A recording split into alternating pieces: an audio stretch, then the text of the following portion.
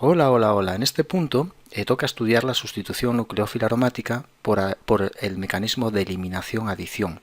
En el vídeo anterior vimos la misma reacción, sustitución nucleófila aromática, pero por el mecanismo de adición-eliminación.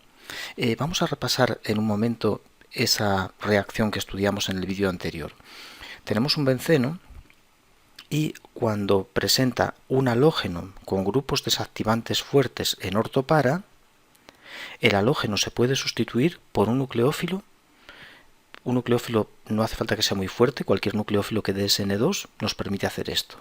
Por ejemplo, si ponemos cianuro, el cianuro atacará al carbono del cloro y, como vimos en el vídeo anterior, el enlace pasará a la posición orto y desde ahí se deslocalizará hacia el nitro.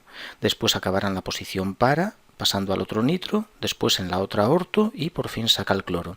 El resultado de ese mecanismo de adición en una primera etapa y eliminación en la última del halógeno supone el reemplazo del halógeno por el grupo ciano, en este caso el nucleófilo que hemos utilizado. Bien, esta reacción precisa de un halógeno, un grupo saliente, y grupos desactivantes en ortopara. Pero ahora nos preguntamos una cosa, ¿qué ocurre en el caso de tener un benceno halogenado pero sin esos grupos desactivantes fuertes en ortopara? Bien, pues si le añadimos una base en condiciones enérgicas, por ejemplo, podemos utilizar hidróxido sódico, NaOH, pero precisa de temperaturas altas, en torno a unos 300 grados para que la reacción funcione.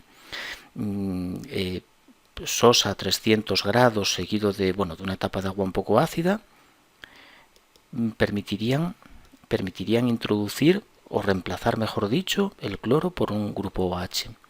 Esta reacción nos sirve también, como vemos, para obtener fenoles. Se puede también reemplazar el cloro por un grupo NH2. En este caso utilizaríamos amiduro en amoníaco, amiduro sódico en amoníaco líquido. No hace falta calentar, iría a la temperatura del amoníaco líquido, que son 33 bajo cero, porque el amiduro es una base considerablemente fuerte. Podemos utilizar de segundo paso una etapa también de agua ácida, aunque aquí es opcional. Y el resultado es el mismo. Tenemos la sustitución del cloro por un grupo NH2. Así que, ¿qué diferencia tenemos entre la reacción de sustitución nucleófila aromática por el mecanismo de adición-eliminación del vídeo anterior y estas otras sustituciones?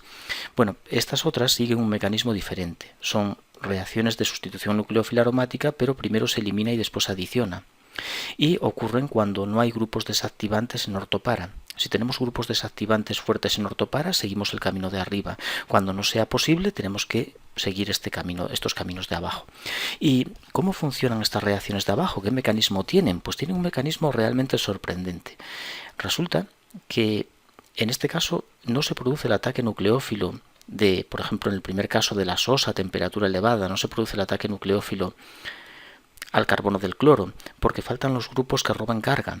Por tanto, el anillo está activado, es decir, es rico en densidad de carga y no permite el ataque del nucleófilo. Lo que hace el nucleófilo es arrancar el hidrógeno vecino al carbono del cloro. Y la carga de este enlace, o sea, el enlace hidrógeno-carbono, se queda sobre el carbono. Arrancamos el hidrógeno, pero no hacemos un movimiento de tipo E2, sino que formamos un carbanión en la posición orto. Una vez formado ahí el carbanión, se cede sacando el cloro. Es una especie de reacción de eliminación, pero en dos pasos, que tiene un nombre en química orgánica. Estas reacciones reciben el nombre de E1CB. Primero eliminas el hidrógeno y después el carbanión se cede para eliminar el cloro, formándose un triple enlace. Este intermedio se conoce como bencino. Es el bencino. Y ahora el nucleófilo que tenemos en el medio, que es el ion hidróxido, pues ataca a uno de los carbonos del bencino, bien a este de arriba o al de la derecha. Podemos atacar a cualquiera de los dos y la carga la pasamos hacia el otro carbono, dejándolo en forma de carbanión. Esto hace que esta reacción pueda dar mezclas.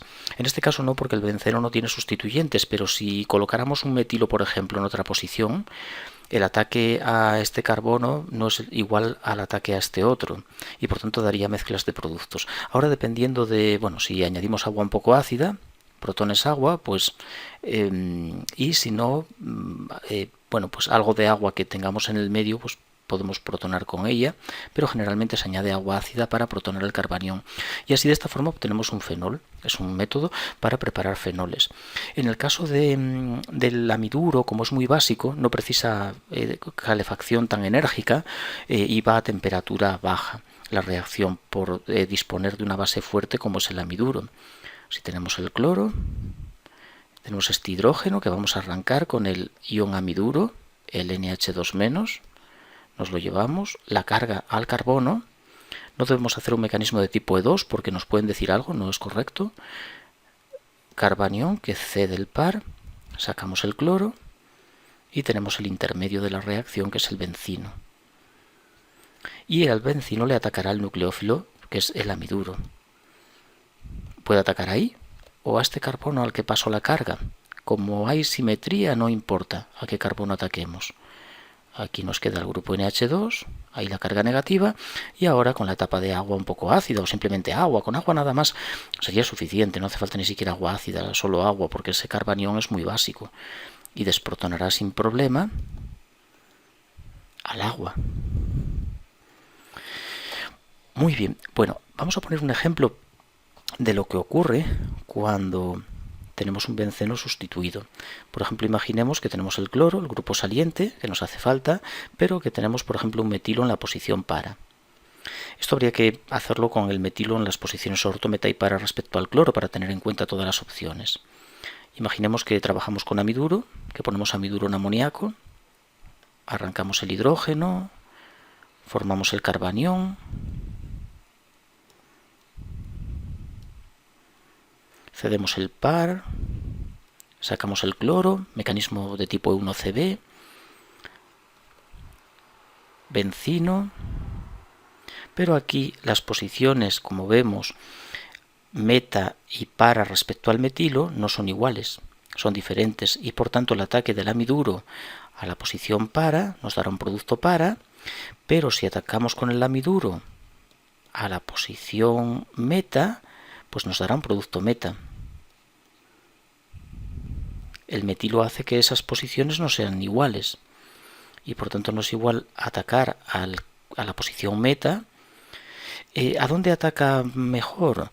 Depende de impedimentos estéricos. Aquí el efecto orientador del metilo, como estudiamos en las sustituciones electrófilas, no tiene sentido. No tiene sentido pensar en ese efecto orientador, puesto que esto no es el ataque del benceno a un electrófilo. Es el ataque de un nucleófilo al propio anillo. Por lo tanto, no se rige por esas reglas que estudiamos. Así que simplemente está condicionado por impedimentos estéricos. Y bueno, en este caso, como las posiciones meta y para están impedidas de modo similar, pues habrá mezcla de productos. Quizá un poco mayoritaria la para, porque queda más alejada del metilo, pero tampoco el metilo parece que impida mucho el ataque del nucleófilo a esta posición. Está más cercana a él, pero alejada. El problema es más serio si, por ejemplo, tenemos un caso así de este tipo, en el que tengamos aquí el cloro y, por ejemplo, aquí el metilo. Esta situación es más compleja y le ponemos, por ejemplo, amiduro o le ponemos... Aquí, de hecho, se pueden formar dos bencinos distintos. Podemos arrancar este hidrógeno formando aquí un bencino y, lógicamente, en ese bencino el ataque a este carbono, al meta, es más favorable, es mayoritario, porque el orto queda muy cercano al metilo y hay impedimentos. Pero también se puede formar el bencino del otro lado. También podemos formar el bencino del otro lado. Si queremos formar el bencino del lado izquierdo, debemos cambiar los dobles enlaces. Debido a la deslocalización no hay ningún problema en ello. Y entonces arrancamos este hidrógeno. Es decir, que si cogemos, nos llevamos ese hidrógeno, dejamos la carga y después la cedemos, observa que esto que hago no es correcto, pero es por no... Pues ahí formamos un bencino. Pero hay que poner el doble enlace interno. Aquí hay que cambiar los dobles enlaces para formar ese bencino. Si no, nos queda una cosa rara con 3 dobles enlaces seguidos. Cuando arrancamos aquí, sacamos el cloro, pues tenemos el triple enlace de este lado. Y eso hace que se obtengan pues varios productos. ¿Cuántos productos dará? ¿Me lo dejas en los comentarios? ¿Qué número de productos obtendré en el caso de tener un halógeno en meta respecto a una cadena? Ahí también observa que estas cadenas que pongo no son desactivantes fuertes en orto o en para, porque si los sustituyentes fueran desactivantes fuertes en orto o para, estaríamos en la reacción anterior, en la de adición-eliminación, y no en esta que es primero eliminar, eliminación, y aquí ocurre la adición. Por eso tiene este nombre. Es una sustitución nucleófila aromática en la que primero eliminamos y después adicionamos. Bien, en ejercicios vamos a hacer algún problema, por ejemplo, de este tipo, por eso te lo voy a dejar a medias, para después en los problemas practicar más con él.